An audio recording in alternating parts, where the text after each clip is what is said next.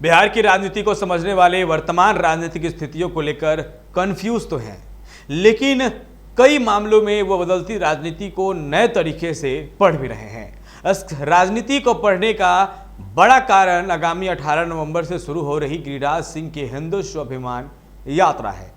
सबसे खास बात यह है कि 5 जिले मुस्लिम प्रभाव वाले हैं और बीजेपी की राजनीति के केंद्र में रहे हैं। अब इसके परिप्रेक्ष्य को देखें तो केंद्र और बिहार की एनडीए सरकार की बड़ी सहयोगी जेडीयू ने इस यात्रा का खुले तौर पर विरोध किया है और यह कह दिया है कि नीतीश कुमार का जनता दल यूनाइटेड सभी धर्म और वर्गों का सम्मान करती है। वह किसी भी प्रकार को समाज में नफरत फैलाने वाली राजनीति के साथ नहीं है। और अब इसके एक अगले कदम के बारे में चर्चा करते हैं तो तेजस्वी यादव का बयान भी आया है और जिसके बाद सियासत के जानकार इस पूरे संदर्भ को पढ़ते हुए दिख रहे हैं। और दरअसल गिरिराज सिंह 18 नवंबर को भागलपुर के बुद्धनाथ मंदिर में पूजा अर्चना कर बाद जो है अपनी यात्रा की शुरुआत करेंगे और इसके बाद 19 नवंबर को यह कटिहार वो पहुंचेंगे। वहीं 20 नवंबर को पूर्णिया पहुंचेंगे, 21 नवंबर को अररिया और 22 नवंबर को किशनगंज पहुंचेंगे। मुस्लिम प्रभाव के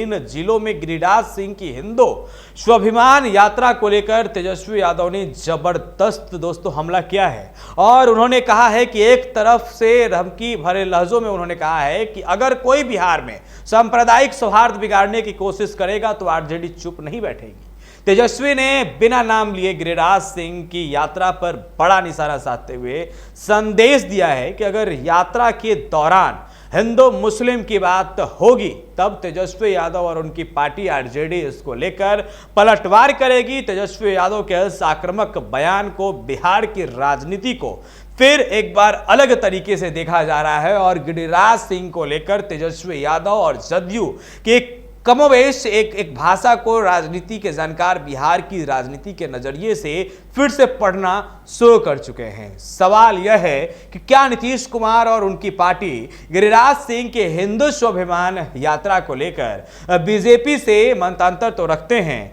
लेकिन क्या इस मुद्दे पर एनडीए से अलग भी हो सकते हैं? दरअसल इस नीतीश कुमार के एक बार फिर पर्दे के पीछे यानी बीजेपी से दूरी बनाने की एक राजनीति के तौर पर देखा जा रहा है। हालांकि नीतीश कुमार वर्तमान में लगातार यह कहते रहे हैं कि इस बार वह किसी भी हाल में एनडीए का साथ नहीं छोड़ेंगे, लेकिन हाल में कुछ कदमों के सियासी संदेह गहरा गया है। दरअसल बीते 7 अक्टूबर को नक्सल प्रभावित जिलों की स्थिति और विकास पर गृह मंत्रालय की बैठक केंद्रीय गृह मंत्री अमित शाह की अध्यक्षता में हुई थी। इसमें मुख्यमंत्री नीतीश कुमार को भी जाना था, लेकिन नीतीश कुमार ने अपने उप मुख्यमंत्री सम्राट चौधरी को भेज दिया था जो कि भाजपा के नेता हैं। और अब गिरिराज सिंह के यात्रा के मुद्दे पर जेडीयू और राजद एक स्वर को राजनीति का जानकार नए तरीके से समझ रहे हैं और इसे एक नजरिए से देख रहे हैं कि क्या नीतीश कुमार भाजपा से फिर दूरी बढ़ा रहे हैं।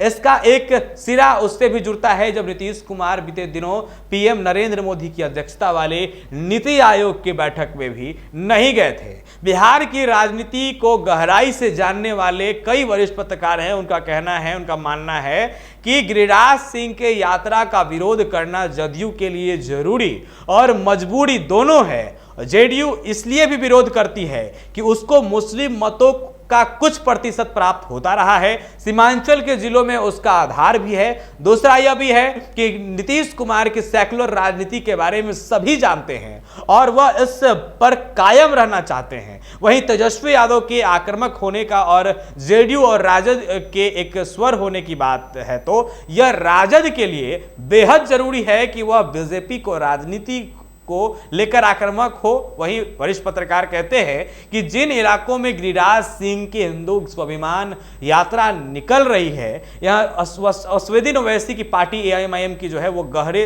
तक वहां पर पैठ बना चुके हैं और सीमांचल की राजनीति में अब तक माना जा रहा है कि ओवैसी की पार्टी का स्टेक ज्यादा है और इससे ऐसे भी समझ सकते हैं कि ओवैसी अगर बड़े फैक्टर हैं तो वो तेजस्वी यादव की आरजेडी को ही नुकसान पहुंचाएंगे।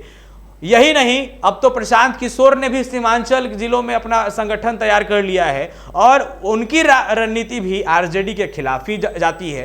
तो ऐसे में जरूरी है कि तेजस्वी यादव इस मुद्दे पर आक्रामक दिखें। वहीं वरिष्ठ पत्रकार आगे कहते हैं कि जेडीयू के लिए यहां कहा जा सकता है कि नीतीश कुमार अब 2005 वाले नीतीश कुमार नहीं है। यह बात जेडीयू के नेता भी जानते हैं और भाजपा भी नीतीश कुमार को इसी रूप में देखती है। दूसरी बात यह है कि केंद्रीय मंत्री लल्लन सिंह, जेडीयू सांसद संजय झा और बिहार सरकार के मंत्री विजय चौधरी जैसे बड़े नेता लगातार भाजपा नेतृत्व के संपर्क में हैं। नीतीश कुमार फिलहाल एनडीए से इसलिए भी अलग नहीं होंगे क्योंकि केंद्र की सरकार लगातार नीतीश कुमार की हर मांग को मानती जा रही है। वहीं वरिष्ठ पत्रकार आगे कहते हैं कि हाल के दिनों में देखेंगे तो नीतीश कुमार भी बार बार यह कहते रहे हैं कि वह एनडीए से अलग नहीं होंगे। दूसरी, तेजस्वी यादव बीजेपी के साथ ही नीतीश सरकार को भी अपने निशाने पर लगातार लेते जा रहे हैं, खास तौर पर कानून व्यवस्था के मुद्दे पर। तो तेजस्वी यादव के तेवर